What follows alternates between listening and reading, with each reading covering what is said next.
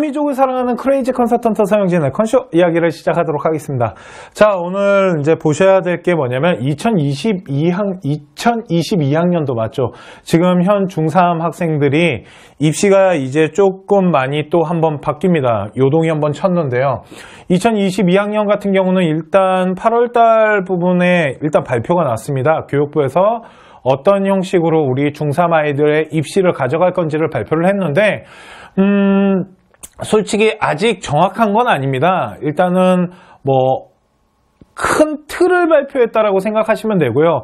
이 틀 안에서 이제 작은 것들이 이제 만들어질 건데 오늘은 이제 좀 많이 질문을 하시는 부분들이 있어서 그 부분에 대해서 한 2가지 정도만 설명을 해드릴 거고요. 이거보다 이제 또 더 많은 부분이 있겠지만 그건 좀 많이 발표 나고 좀 정확하게 발표 난 다음에 알려드릴게요. 걷다가 교육부가 어떠한 발표를 한다라는 것도 중요하겠지만 그거보다 더 중요한 건 대학교가 이 발표난 이 전형을, 이 제도를 어떻게 받아들이고 어떻게 사용하냐가 더 중요합니다. 그렇기 때문에 대학별로 무엇인가가 발표 났을 때 그걸 가지고 이야기하는 게 훨씬 저는 들을 것도 되게 많고 알려드릴 것도 되게 많다라고 생각을 합니다. 그래서 오늘은 그냥 전체적인 좀 질문 사항들 많았던 부분에 대해서 한 2가지 정도만 설명을 해드릴 건데, 첫 번째는 이제 수능이에요. 수능을 좀 확대를 한답니다. 대학교에다가 30%까지 이렇게 좀 늘렸으면 좋겠어 라고 이제 권고를 했죠. 그렇기 때문에 강제성은 아닙니다. 대학교가 어떻게 받아들이냐에 따라서 틀려지는 건데, 만약 서울대나 연대나 고대나 상위권 학교가 우리는 수능 변별력이 없기 때문에 그걸로 하기보다는 우리 나름대로의 학생부 종합전형과 연대 같은 경우는 논술도 이제 점점점 더 줄어들겠지만 우리 나름대로의 학생부 종합전형의 어떤 전형들을 더 세부적으로 뽑을 생각이야 라고 한다면 굳이 늘릴 필요가 없는 겁니다. 그게 권고사항이에요.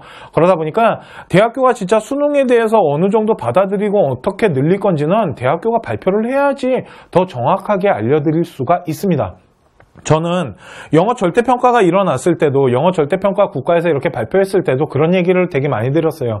영어 절대평가는 대학교에서 어떻게 그거를 받아들이냐에 따라서 분석이 달라지고 우리 아이의 방향성이 달라질 수 있기 때문에 대학교가 분석하는 때까지는 좀 기다리셔야 되고요. 전체적인 분위기는 이렇습니다 라는 부분만 알려드렸었는데 똑같은 것 같아요. 22년 지금 중학교 3학년 아이들이 솔직히 이제 교육부에서 무엇인가를 발표했기 때문에 우리 학부모님들 되게 관심 많으실 거예요. 하지만 너무 빠르세요. 아직은 2022학년에 맞춰서 지금 되게 많은 입시 설명회들도 하고 있고 되게 많이 이렇게 강연회 같은 것도 하고 있는 걸로 알고 있는데 솔직히 좀 불필요합니다. 너무 빨리 움직이시는 거예요. 지금은 고등학교 올라갔을 때 우리 아이가 이렇게 버텨낼 수 있게끔, 그러니까 중학교 때 기본을 쌓는 그 부분들이 얼마큼 잘 돼 있는지 이런 부분을 체크하시는 게 훨씬 중요하지, 입시 제도가 이렇게 바뀌었대, 그렇기 때문에 이렇게 우리 아이를 빨리 맞춰야 돼 라고 생각하실 필요는 없습니다. 왜 그러냐면 아직 이렇게 구체적으로 확정되고 어떻게 이걸 가지고 우리 아이를 만들어갈지 이런 거는 아직 말씀드리기가 조금 너무 빨라요. 그렇기 때문에 좀 더 기다리시고 대학교가 이제 교육부에서 발표한 이 제도들을 어떻게 흡수를 해서 자기 걸로 만드는지를 충분히 파악한 다음에 거기에 맞춰서 우리 아이를 만드셔도 늦지 않습니다. 그렇기 때문에 너무 서두를 필요는 없다라는 부분을 먼저 말씀드리고 변화된 수능에 대해서 좀 볼게요. 맞습니다. 수능 인원을 좀 늘리라고 국가가 이제 권고를 했기 때문에 쌩까지는 못할 거예요. 대학교에서 그렇게 쉽게 쌩까지는 못할 거고 어느 정도 좀 늘려가는 모습을 보일 거라고 예상은 하는데 그 인원이 어느 정도 늘어날 건지에 대해서는 솔직히 한번 생각해 볼 필요는 있습니다. 그건 대학교 발표한 다음에 더 정확히 해드리도록 하고요.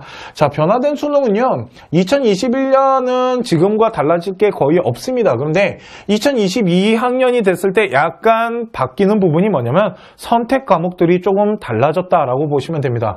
자, 2021년 같은 경우는 독서, 문화, 화작이라고 하죠. 그리고 언어, 이 부분이 이제 출제가 된다라면 이제는 공통 부분은 독서와 문학이고요. 선택해서 화작과 언어와 매체 중에 하나를 선택해서 시험을 보게끔 이렇게 선택 과목이 있기 때문에 학습량이 좀 줄어들고 수능을 준비하는 데 있어서 약간 도움이 될 수는 있을 것 같아요.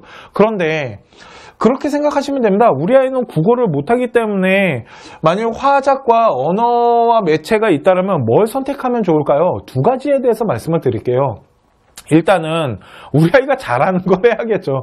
우리 아이가 만약 화작이 강하다면 화작을 하는 거고, 언어 매체가, 그러니까 언어가 강하다면 언어를 하는 건데, 일단은 더 중요한 건 이겁니다. 이 수학도 마찬가지인데, 만약 선택 과목이 화작과 언어 매체라는 것 중에 하나를 선택하게 되면 이 두 개 같은 경우는 이제 아이들이 선택 과목으로 나눠지는 거기 때문에 국가에서는 시험 문제를 내는 데 있어서 변별력이라는 걸 생각을 안 할 수가 없어요. 잘못하면 한쪽으로 쏠림 현상이 일어나면서 문제가 발생할 수 있기 때문에 제가 이거는 그냥 예상을 하는 건데, 선택 과목에서 고난이도 문제를 내는 거는 그렇게 쉬운 일이 아닐 겁니다. 그렇게 되면 당연히 어려워지는 거는 독서와 문학이 좀 어려워지겠네요. 그러면 지금 우리 중학교 학생이라면 이제 고등학교 올라가기 위해서, 만일 저는 선행 그렇게 좋아하진 않지만 만일 선행을 한다고 생각했을 때 제 아이면 독서 문학을 선행할 것 같아요. 선택 과목을 하는 게 아니고. 왜? 이건 어차피 해야 되는 거니까.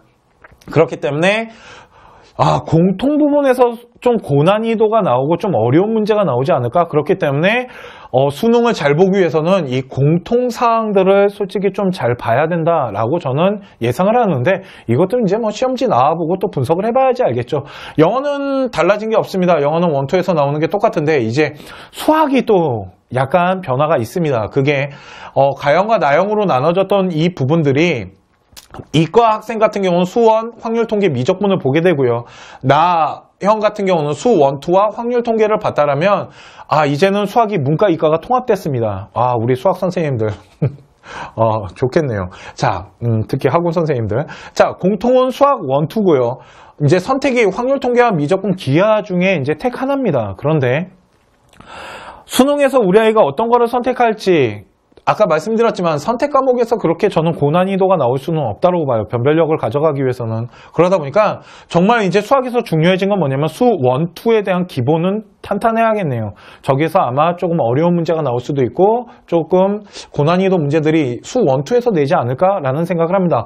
왜 그러냐면 확률과 미적분과 기하가 이렇게 세 개 중에 하나를 선택하게 됐다면 변별력을 가져가고 거기에 대해서 무엇인가를 맞춘다라면, 제가 출제위원이라면 수 1, 2에서 이렇게 좀 난이도 조절을 하지, 선택 과목 갖고 잘못 난이도 조절하면은 한쪽으로 쏠림 현상에 패망하는 현상이 나타날 수 있기 때문에 완전히 역적되겠죠. 그거 잘못 내면. 자, 그렇기 때문에 문과, 이과가 통합되면서 선택의 확률과 통계, 미적분, 기하, 뭘 선택해야 될까요? 첫 번째는 좀 잘하는 걸 선택해야 되는데, 일단은 확률 통계가 좀 쉽습니다. 이제 학생들과 이제 이야기를 하다 보면 확률 통계가 좀 쉬운데, 그런 생각을 좀 해봤어요. 만약 이렇게 되면, 만약 이공계를 가는 친구가 있다고 하겠습니다. 만약 공대를 가는 친구라면, 공대는 솔직히 미적분이랑 확률 통계 못하면 안 되거든요. 그러다 보니까 이 두 가지를 좀 상위권 학교들, 공대나 이런 자연계 이과 학교 중에 좀 상위권 학교들은 지금 이 과학2처럼 좀 이렇게 기준선이나 전제 조건을 깔지 않을까라는 예상도 솔직히 좀 해봅니다. 그렇기 때문에 아까 말씀드린 거예요. 대학교에서 이 제도에 대해서 어떻게 흡수해서 어떻게 그거를 활용하는지를 봐야지 더 정확하게 우리 아이들은 어떤 식으로 하는 게 좋을 것 같습니다. 어떤 대학교를 지원하는 데 있어서 어떻게 준비를 하죠. 이런 얘기를 할 수가 있다라는 거죠. 그렇기 때문에 지금은 그냥 이렇게 한대요. 이렇게 하는 데 있어서 공통과 선택이 있다면 제가 생각했을 때 공통은 이제 진짜 잘 해야겠네요. 공통을 못하면 수능 보는데 어려움이 좀 있지 않을까라고 생각하고요. 선택 과목은 학교가 어떻게 발표를 해서 어떻게 끌고 가냐에 따라서 조금 달라질 수는 있겠네요. 제가 만일 대학교 입학사정관이나 이렇게 뭔가 입시 제도를 만드는 사람이라면 공대에서는 미적이나 기하를 하지 않으면 저는 솔직히 선발하는데 조금 가산점을 때린다든지 아니면은 어떠한 전제 조건을 좀 단다든지 그런 게 좀 필요하지 않나라는 생각을 하고요. 자, 탐구 같은 경우는 완전히 이제 문과 이과가 통합이 됐습니다. 2022년 문과 이과가 통합되면서 사회 9과목과 과학 8과목의 일명 1, 2까지 이제는 우리 학생이 보고 싶은 거 2과목을 볼 수 있다라는 거죠. 이 전체 과목들 중에 자기가 보고 싶은 거 보면 됩니다. 뭐 사회, 사탐 이렇게 봐도 되고요. 과탐 봐도 되고 과탐 봐도 됩니다. 근데 솔직히 문과 이과가 통합됐다라는 거는 이렇게 통합됐을 때도 분명 대학교가 과탐이 필요한 의대 같은 애들이 있을 거라고요. 의대를 가는데 사탐을 한다? 잘 모르겠습니다. 아무리 융합형 인재가 중요하다 하더라도. 그렇기 때문에 이런 것들도 아까 말씀드렸지만 대학교가 어떻게 이거를 받아들일지 이거를 꼭 잘 체크를 하셔야 됩니다. 그러니까 지금 2022학년 입시 설명회가 되게 많이 하고 있지만 좀 너무 빠릅니다. 너무 빨리 가시는 거예요. 좀 더 뭔가가 더 구체적으로 발표나고 그 다음에 가셔도 늦지 않는다라고 보시면 될 것 같고요. 제2외 국어 같은 경우는 이제 절대평가가 시행됐으니까 우리 아랍어 날라갔네요. 아랍어. 솔직히 아랍어를 보는 이유가 제2외 국어에서 솔직히 학생들이 제일 많이 봤던 게 아랍어입니다. 이제 베트남어에서 아랍어로 넘어갔었는데 아랍어 같은 경우는 이제 가르치는 학교가 있긴 있어요. 제가 알기로는 7개인가 8개인가 정도가 있어요. 울산의 고등학교 외고였나 거기에 있고요. 일산에도 저동고인가 하여튼 거기에서 이걸 가르치고 있는데 아랍어는 솔직히 이게 배운다고 될 일이 아니고요. 솔직히 되게 어렵습니다. 제가 봐도. 제가 아랍어를 한번 연구해 본 적이 있었거든요. 좀 애들 찍는 데 도움을 좀 주려고 그러는데 거의 불가능하더라고요. 그래서 수능 절대평가가 되게 되면 이제는 아랍어의 시대도 끝났다라고 보시면 될 것 같습니다. 왜? 상대평가할 때 아이들이 다 찍는 수준의 많은 인원이 받기 때문에 조금만 반타작 정도만 해도 100분위가 90이 넘어가서 이 탐구를 좀 대처하는 경우가 있었는데 이제는 그런 시대는 끝났네요. 아랍어 안녕. 한국사는 변화 없이 절대평가로 진행이 되고요. 이것도 이제 대학교에서 발표한 그대로 갈 것 같은데 자, 영어도 절대평가고 한국사는 절대평가로서 이 두 개는 바뀜없이 나머지 상대평가 국어나 수학이나 탐구인데 이 상대평가가 진행되는 이 세 부분이 무엇인가 좀 변화는 있네요. 이랬을 때 이제는 아까 말씀드렸지만 이제 대학교가 어떻게 이거를 흡수해서 반영할지 그거를 한번 체크를 하는 걸 반드시 기다렸다가 잘 보셔야 될 것 같습니다. 자, 변화된 수능은 이 정도만 볼게요. 이 정도만 봐도 충분하다고 생각하고요. 더 정확한 거는 좀 더 시간이 지나서 더 많은 정보와 더 많은 어떠한 틀이 잡혔을 때 그때 다시 한번 알려드리도록 하겠습니다. 자, 그러면 다음으로 보셔야 될 거는 생활기록부 작성의 변화가 좀 있습니다. 첫 번째는 인적 학적 사항 중에 부모 정보가 아예 다 빠져요. 저는 당연히 빠져야 될 거 빠진다고 생각합니다. 솔직히 불필요하죠. 부모님 거 왜 있는지 모르겠어요. 가끔 이렇게 생활기록부 이렇게 분석하다 보면 이제 학부모님들 저희가 이제 민증번호나 이런 생년월일 주소 같은 거 다 지우거든요. 저희 컨쇼는. 우리 이제 컨설팅 받아보신 분들은 아시겠지만 되게 신기한 잉크 갖고 쫙 지웁니다. 그러면 사람들이 오 신기합니다라고 다들 하시는데 학부모님들 나이는 알 수 있죠. 뭐 그 정도. 하여튼 어디 사시는지. 그런데 그런 부분들 일단은 부모님 정보는 제가 생각해도 필요 없다라는 생각이 들고요. 학적 사항 한번 통합시켰으며 수상 경력인데 일단은 현행대로 시행이 된답니다. 근데 수상 경력에 제한을 뒀어요. 쉽게 말해서 학기당 1개씩밖에 못 넣는다라는 거는 우리가 지금 5개 학기거든요. 왜 그러냐면 3학년 1학기가 학생부 종합전형이 끝나기 때문에 5개 정도를 집어넣을 수 있다라고 보시면 돼요. 그런데 우리 아이들이 이런 수상에 대한 부분에 대해서 되게 많이 도전하고 되게 많은 것을 하게 됩니다. 그런데 만일 학기당 이렇게 5개, 그러니까 학기당 1개씩 해서 5개밖에 못 넣는다라면 수상에 대한 평가 부분이 되게 이제 사람들은 그런 얘기 하겠죠. 수상은 이제 더 이상 평가 요소에서 되게 많이 빠지겠네 라고 생각하겠지만 저의 생각은 그렇지 않습니다. 이 수상은 이런 자율동아리나 아니면 학업 이런 거와 연관성이나 발전성을 가져갈 수 있는 하나의 도구가 될 수 있기 때문에 이런 수상에 대한 부분들, 이 수상에 대한 내가 어떠한 수상을 통해서 어떻게 대학교에다가 어필할 건지에 대해서 조금 정확하고 계획성이 있어야겠네요. 이젠 그냥 뭐 있던 수상들 막 다 도전하는 그런 색깔은 이제는 좀 자제가 되지 않을까? 왜 그러냐면 수상이 몇 개 이제 대학에다 어필하지 못한다라면 그 부분에 대해서 좀 정확한 계획과 전문성 그리고 전공성에 대한 부분들 이런 거를 솔직히 조금 따지면서 하게 되겠네요. 왜 그러냐면 어필할 수 있는 게 제한이 되니까. 그래서 수상 같은 경우도 솔직히 이제 생활기록부 작성하는 데 있어서 조금 변화가 있긴 있네요. 그런데 그냥 수상에 제한이 됐다 그래서 저게 대학교에서 이제 반영 비율이 좀 낮아졌구나 라고 생각하기보다는 더 전문적이고 더 계획적으로 대학에다가 뭔가 어필할 수 있는 것들을 좀 잘 찾아서 스토리를 잘 구성해서 어필한다면 그것도 하나의 도움이 되지 않을까라고 생각하고요. 자율동아리 같은 경우도 이제 학년당 하나씩 사용이 된대요. 보통 자율동아리 같은 경우는 이제 본동아리, CA 동아리를 통해 가지고 우리 아이가 활동한 거를 뭐 보조 역할을 하는 경우도 있고 정말 여러 역할을 하는 경우도 있었는데 솔직히 자율동아리가 되게 잘 운영되는 거는 특목고였습니다. 특목고 같은 경우는 자율동아리를 통해서 되게 보완도 하고 되게 여러 활동을 어필할 수 있는 하나의 도구로 사용했었는데 그 부분이 일단 날아갔고 학년당 한 개를 집어넣을 수 있는데 30자 이내로 공백 포함해서 쓴다라면 어떤 결과치 정도밖에는 쓰지 못한다라고 보면 되는데 자율동아리도 저렇게 하나의 결과치만 낼 수 있고 하나만 어필할 수 있다라면 잘 이용을 해야겠네요. 다시 말해서 이렇게 솔직히 이제 글자 수도 줍니다. 글자 수도 주는데 그 글자 수 이제 제한되고 준 거는 저희가 홈페이지에다가 올릴 건데요. 이렇게 글자 수가 줄게 되면 교과에 대한 부분을 더 많이 보게 되고 비교과 활동에 대한 부분을 적게 볼까요? 저는 그렇게 생각하지 않습니다. 이렇게 글자를 줄이면 줄일수록 우리 아이만의 어필을 통해서 그것을 더 잘 어필하기 위해서는 정말 이제는 정말 전문적인 이 계획이 필요하다는 생각이 저는 솔직히 되게 많이 들었어요. 왜 그러냐면 어차피 생활기록부는 우리 학생만의 이야기를 어떠한 뭐 스토리 구성도 하고 전공 적합성도 생각하고 우리 아이의 어떤 활동에 능동적이고 주체적으로 연관성을 지면서 발전성을 가져가는 이런 모든 것들이 이 안에 들어가야 되는데 글자 수를 줄인다라면 그거를 더 연관시키면서 어떠한 어필하는 것이 더 세세하게 관리가 되고 계획을 세워줘야 된다라고 생각을 하고요.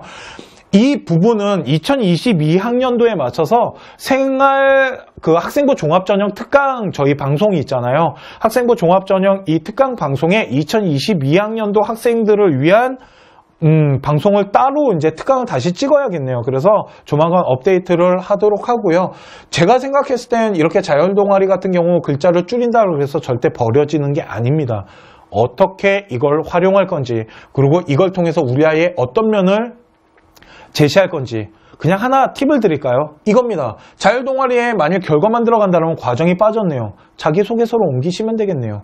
그런데 만일 1학년, 2학년, 3학년에 어떠한 결과물들이 연결고리를 가지고 연관성의 발전성을 있다라면 그걸 자기소개서에다가 충분히 과정을 다시 어필하면 되잖아요. 이런 식으로 자율동아리는 어떻게 보면은 딱 그러니까 계획이 정해졌네요.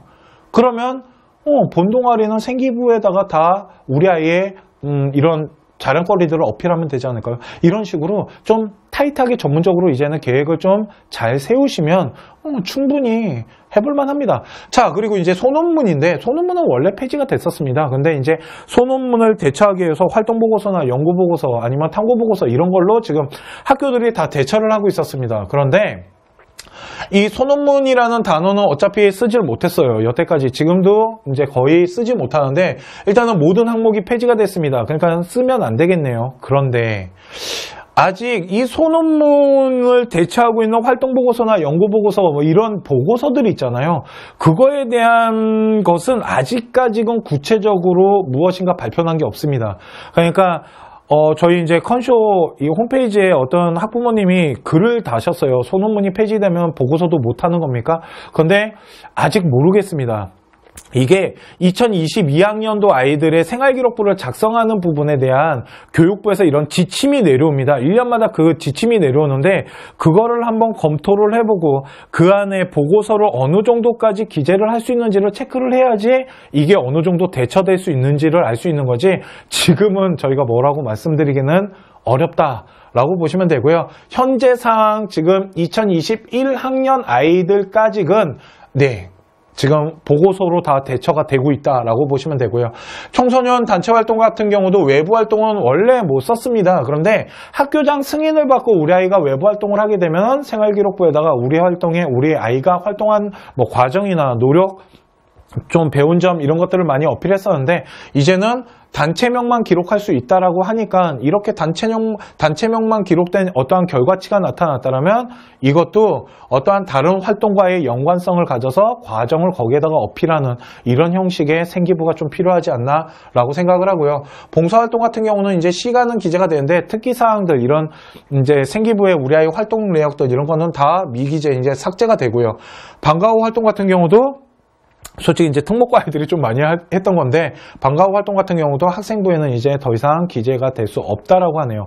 요 틀이 일단은 생활기록부가 바뀌는 부분인데 요렇게 바뀌었을 때 우리 아이가 어떤 식으로 활동을 하고 어떤 식으로 그걸 만들어 갈지는 지금 중3 어머님들께서 아직 신경 쓰실 필요는 없으시고요. 고등학교 올라오신 다음에 교육부가 생활기록부 어떻게 작성할 수 있는지에 대한 지침이 다 내려오면 그거 보고 활동 계획 짜셔도 안 늦어요. 그러니까 너무 빨리 움직이시는 거예요.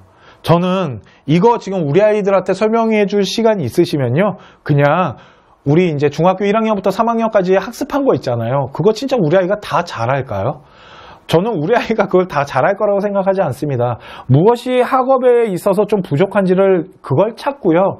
그거를 통해 갖고 우리 아이가 고등학교 올라왔을 때 버티고 이렇게 나아갈 수 있게끔 준비를 하는 게 훨씬 중요하지 않나라고 생각합니다. 2022학년도 이제 교육부가 입시를 발표했어요. 그러면 당연히 이런 뭐 학원이 됐건 이런 컨설턴트들은 이 부분에 대해서 무엇인가를 전달해드리고 싶고 학부모님들을 한 자리에다 좀 모으고 싶어 합니다.